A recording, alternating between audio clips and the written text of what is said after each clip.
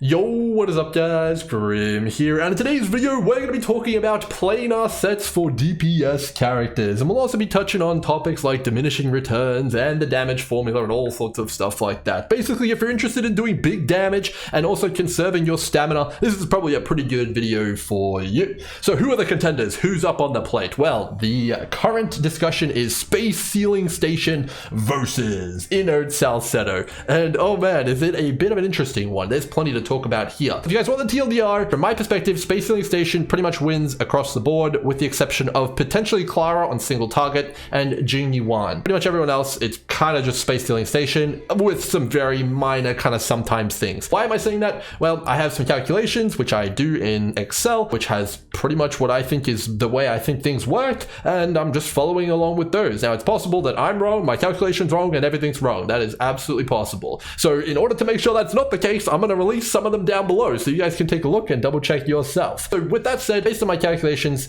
Space Sealing Station is the winner. Ding, ding, ding, ding. But let me explain to you why that is and show you guys how I reached that conclusion. So first and foremost, let's introduce the contenders. So first up is the Space Sealing Station. In World 3, a very good world to farm because it contains the best support set in the game. We have a Space Sealing Station which grants 12% increased attack and an additional 12% increased attack if you have 120 speed or higher.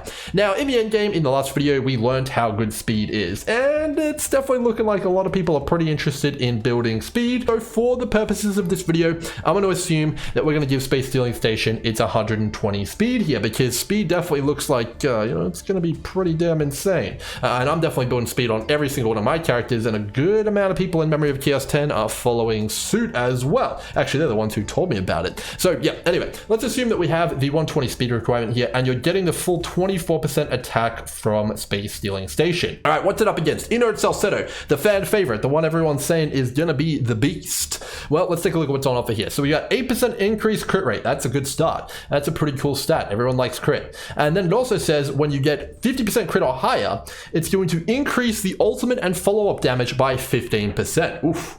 Oh, increased damage. So increased damage, just FYI for you guys, stacks additively with all sources of other increased damage. So it stacks additively with lightning damage, physical damage, more damage, skill damage, every damage. It stacks additively. And if you guys are really interested, attack and increased damage, they're pretty much identical in the way they function. They're just at different points of the damage formula. So the ideal scenario for you is basically going to be having pretty close amounts of both. Ideally, you'd have like 100% increased attack and 100% increased damage. That's like the dream scenario. Now, unfortunately for Inert Salsatto, this says that it only applies to ultimates and follow-up attacks, and that is definitely a bit unlucky because a lot of characters, a lot of their damage doesn't come from their ultimate or follow-up attacks, it comes from their skill. With many characters seeing most of their damage, over 50%, coming from that source, the skill. And that definitely is going to penalize it when we get into the calculation section here, but that 8% crit, that could definitely be pretty enticing.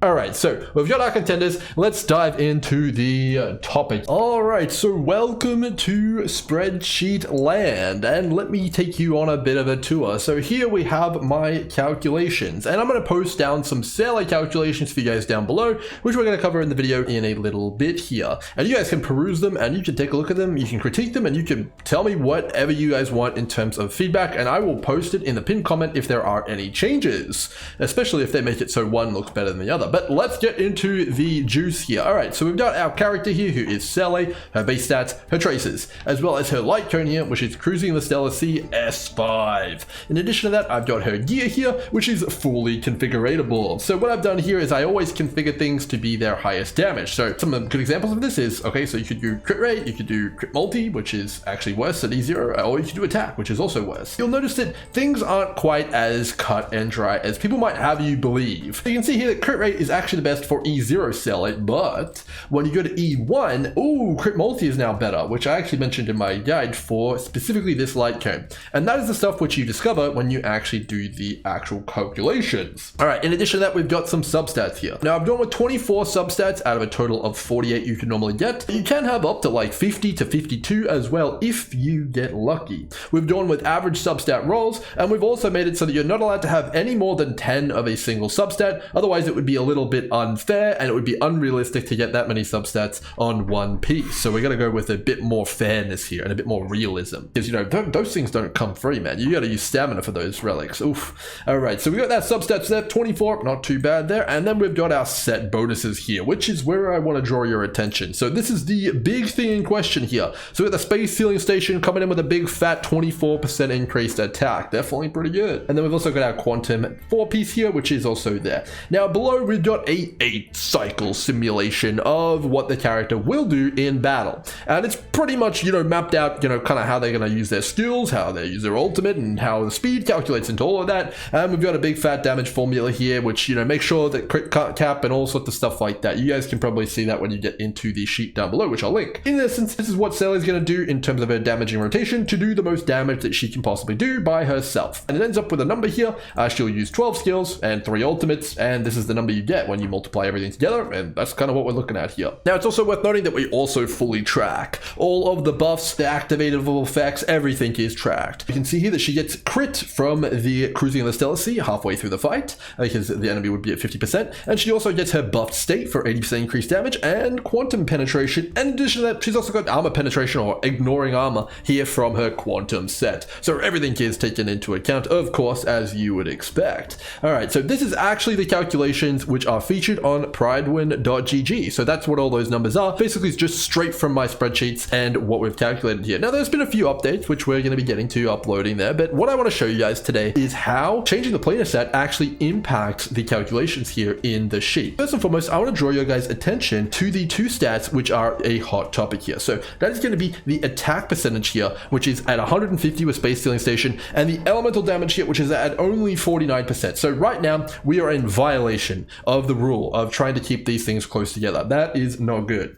So why have I violated the cardinal rule here? Well, I want to draw you guys to the attention of Seele's increased damage here from her buff state. So most of damage Seele actually comes while she is in the buff state. So her ultimates are always in the buff state, the majority of her skills are in the buff state, and everything she does is pretty much in the buff state, and that's where she's doing most of her damage. We can kind of, you know, just assume that most of the time she's going to be in there, so we can kind of assume that Seele is just getting free 80% increased damage. Pretty much across the board, that's happening just because she's in the buff state. So if you actually take a look and see what's going on here, and you add 49 to 80, which is her buff state buff, it's actually pretty damn close. It's 129% increased elemental damage / increased generic damage versus 150% attack, which is pretty good. Now, the question might be, okay, well, you've got your space sealing station there. Okay, nice, buddy. Well, how does the Inert Salsatto stack up when you put these things head to head? Well, let's take a look. Okay, so we can remove this 24% attack from Seele, and we can add in 8% crit and the 15% increased ultimate damage, and we can see exactly what's going to go on here.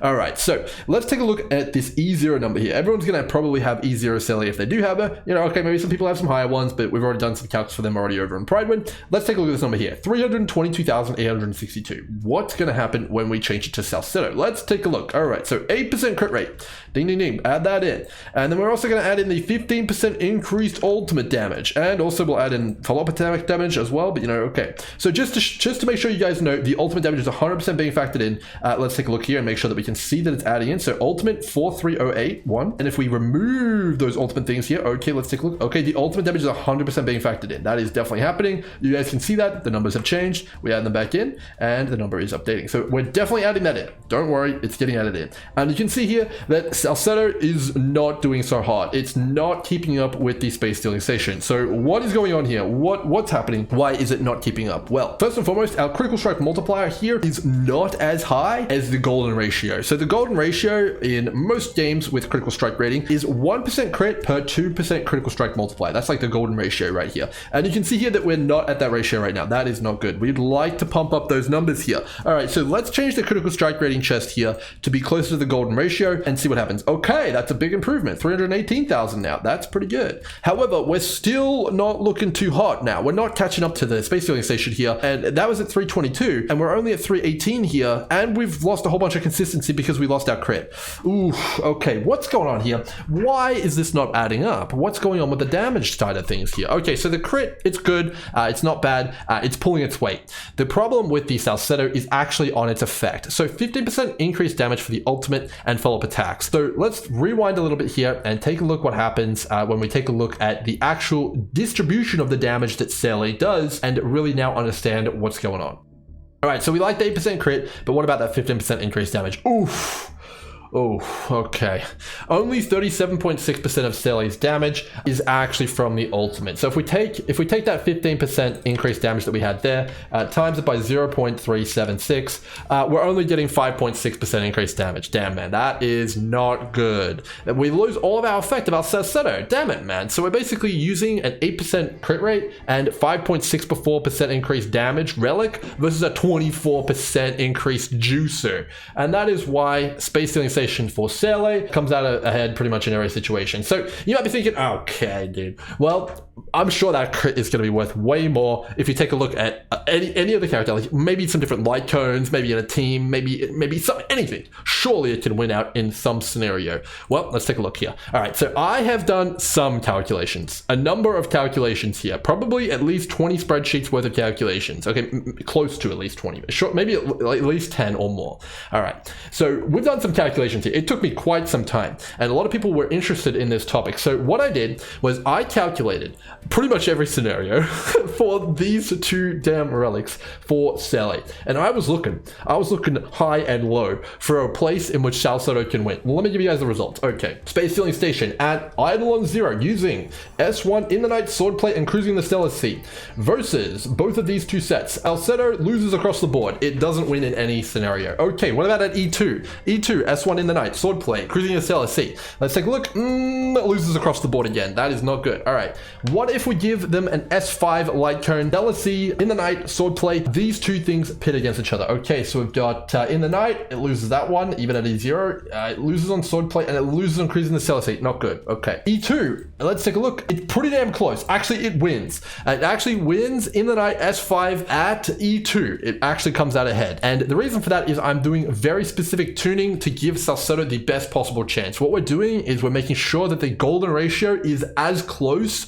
to favorable at all points in time. We're going maximum damage at all times, and that is actually why it comes out ahead on S5. So because you get so much crit, you know, okay, it's actually starting to work out in Salsatto's favor. Okay, so we have a winner, but then on swordplate it loses, and on cruising the Stellar Sea it actually wins again thanks to the golden ratio. So you can see here at E2, S5, if you have these, Salsatto actually does win, which is pretty interesting, and there is some information for you guys. Okay, so let's move on now to the final category here, which is team buffs. So Team Young plus Seele. Now again, I'm going to link this down below so you guys can check it out and take a look yourself. Find any mistakes you want, and we will add the actual solutions if you do actually find any mistakes. Let's take a look. All right, so I guess I want to show you guys what that actually looks like. So Team Young is the support of choice here. To give you guys a bit of an overview here. So Team Young is attack capped for her blessing. So she's got almost 3k attack, which is plenty to buff Seele.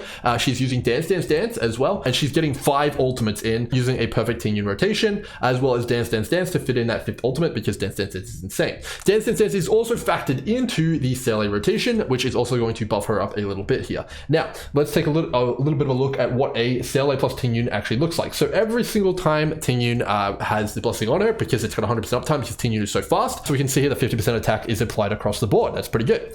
In addition to that, we've also added triple Fleet of the Ageless buff to our Seele here, because you will have 3 supports a lot of the time in a Seele team, and that is a big amount of damage. So you can see here, if I take that away, ooh, you lose a lot of damage. So you definitely want to have that. That's why Fleet of the Ageless is so good as well. In addition to that, we also have tracked the pretty much as accurate as you could possibly get Team Young ultimate uptime, and also what is buffing, which is going to be tracked as well. So overall, we've got pretty much everything you'd want. The only thing we don't have is Team Young's attacks herself, but that should not impact the results here. Okay, so what is the verdict? You know, with all those buffs, surely the crit rate, surely Salsatto wins, right? Well, it's actually a little complicated here. Let's take a look. So the results state the following. At S1 in the night, it actually does win. Salsatto wins by a little bit. Now, we're talking like 1 or 2% here, but it does win. I will give it that. But at S5, oh man, it actually loses. That is unfortunate. So basically, the TLDR is as such. You can come up here. So they're close. You can use either, but Space Ceiling Station is better in most scenarios, apart from very specific ones where you can reach very, very specific critical strike ratios with using crit strike damage chest. So Space Ceiling Station for most players is probably going to perform a little bit better. It's also not subject to RNG, and you can kind of get closer to the crit cap without getting punished as hard for not having the golden ratio on crit. In addition to that, it's also in a much better farming location, which if we dive into the game, we can take a look at as well. So if I give you guys a bit of a look here, the Space Stealing Station is actually alongside Fleet of the Ageless, which is arguably, as I mentioned earlier, the best support set. We saw the power of that in the spreadsheet alone, and it is actually only going to be even more powerful when not buffed by supports and also on lower gear levels. And keep in mind that we had all the buffs up. There was no sort of things which could be in question there. Diminishing returns was fully in effect for both of the stats. There's basically, it works out the way it does, and that is the way it is. Okay, so we've pretty much got it sorted for Seele. You guys can take a look at the spreadsheet down below if you guys want more info. Well, what about other characters? Well, let's take a quick look at that. I'm going to give you guys a little bit more confidence here in what you're seeing on Pridewind, hopefully, as well as a little bit more confidence in some of the stuff that we're cooking up here on the Grimro Gacha channel, as well as what we talk about in the Grimro Discord server. So let's take a look and talk a little bit more. Let's talk about Yanqing. Woohoo, Yanqing, my boy. Let's take a look and see about him. All right, let's give him the Space Stealing Station real quick here, because I was actually in a different test there, which I was testing something for someone. Let's take a little bit of a removal of that. So with Space Stealing Station, Yanqing here does 284,000 damage at E0, and that's what we got. So we got everything here. We got the talent follow-ups, we got the freezes, we got everything going on here. And if we take a look at the distribution here of Yanqing, he's got 58% of his damage from his skill, 31.9% from his ultimate, and 8.4% of his damages from his follow-up attack, which is a little bit better than Seele. He's got over 40% is actually from the stuff which will be affected by Inert Salsatto, but still most of his damage from the skill. So you're still losing over half the effect of the second portion of Salsatto, which is not ideal, and that's pretty much going to be the case for pretty much every character in the game, unless your name is literally Jin Yuan or Clara. All right, so let's swap it over now and see how much the damage difference is going to be here for our boy Yanqing here. All right, so 284 is the number to beat. All right, let's swap it over. So crit rate, add that in, and then we're going to add in the follow-up damage as well as the ultimate damage here and see. Okay, so it comes up short, 277. Let's change it. We can't even change it. We can't change it to the golden ratio because we already have the golden ratio pretty much with Yanqing. So it just flat out loses on Yanqing. Now, why is this the case? Well, first and foremost, we already know that the ultimate and the follow-up attack isn't doing enough damage. So you're losing a lot of value there. But in addition to that, Yanqing actually has a lot of crit already from his ultimate as well as from his Soul Steal sync. You can see here that it's got 60% from the ultimate, which is where a lot of his damage is. He's a damage window character.